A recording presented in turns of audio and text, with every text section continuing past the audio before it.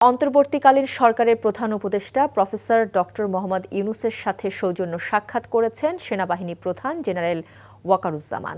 রাষ্ট্রীয় অতিথি ভবন যমুনায় এর সাক্ষাৎ অনুষ্ঠিত হয়। এ সময় সেনাপ্রধান দেশের সামগ্রিক নিরাপত্তা পরিস্থিতি এবং সেনাবাহিনীর চলমান কার্যক্রম সম্পর্কে প্রধান উপদেষ্টাকে অবহিত করেন। পাশাপাশি দেশের উন্নয়ন ও স্থিতিশীলতার জন্য সেনাবাহিনীর নেওয়া বিভিন্ন পদক্ষেপ নিয়েও আলোচনা করেন তারা। এছাড়া বঞ্চিত সেনা কর্মকর্তা ও সেনা সদস্যদের সুবিচার নিশ্চিতকরণের লক্ষ্যে গঠিত পরিষদের সুপারিশ নিয়ে প্রধান উপদেষ্টাকে অবহিত করেন সেনাপ্রধান।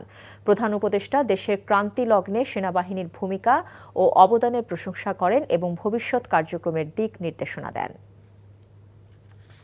এই ঈদে জামা জুতো অ্যাক্সেসরিজের ডিসকাউন্ট